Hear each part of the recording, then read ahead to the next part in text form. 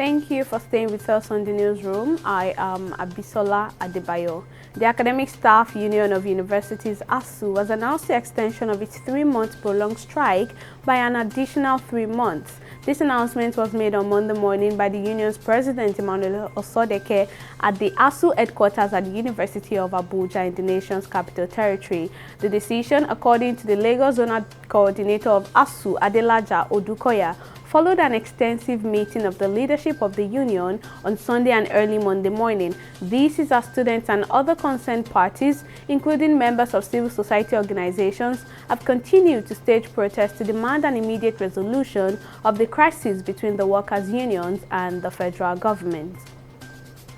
The House of Representatives has cancelled the planned plenary sessions scheduled for Monday morning to attend a meeting with stakeholders in the aviation sector. Yahaya Danzaria, the clerk of the House, in a statement on Sunday evening, said the planned session was cancelled because of near resolution of some of the major critical issues in the aviation industry that necessitated the original notice. He said the leadership of the House will meet with relevant persons in the sector. Meanwhile, airline operators had earlier in a letter addressed to the Minister of Aviation, Adi Sirika, and the Nigerian Civil Aviation Authority issued a notice that they would suspend all local operations over fuel costs.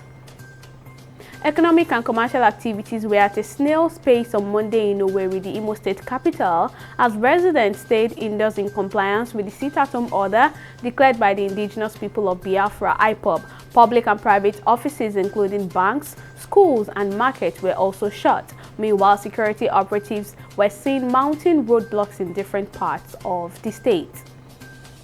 India on Monday reported 3,207 COVID-19 cases and 29 deaths in the last 24 hours. This comes following the World Health Organization's report on excess mortality due to COVID-19 that tends to suggest India's official death toll is an undercount. The WHO report had pegged India's excess mortality for 2020 and 2021 at 4.7 million, which has since raised reactions from Indian authorities.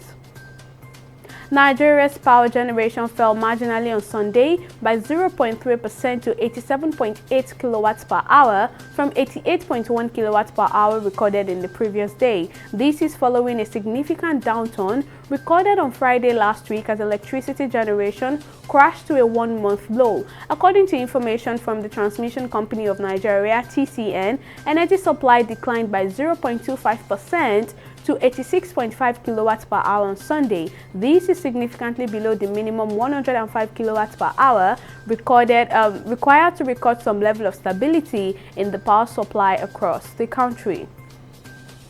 And on the foreign scene, Sri Lanka's Prime Minister Mahinda Rajapaksa has resigned amid mass protests at the government's handling of the economic crisis in the country. The move came as the island was placed under curfew after violent clashes between Rajapaksa's supporters and anti-government protesters in Colombo, where at least 78 persons were injured. There have also been protests over soaring prices and power cuts since last month. The island nation is currently facing its worst economic crisis since gaining independence from the Britain in 1948, but the government has since requested emergency financial help. Camila Cabello has been confirmed as the headline act of the opening ceremony ahead of the 2022 UEFA Champions League final between Liverpool and Real Madrid. The Cuban-American singer and songwriter is due to perform a 5-minute medley of a chart-topping hits prior to Premier League and La Liga heavyweights locking arms. A Carnival team celebration is being promised for those in attendance at the Stade de France Stadium and millions more tuning in across the world. Well, that's all on the newsroom at this time. Thank you for watching.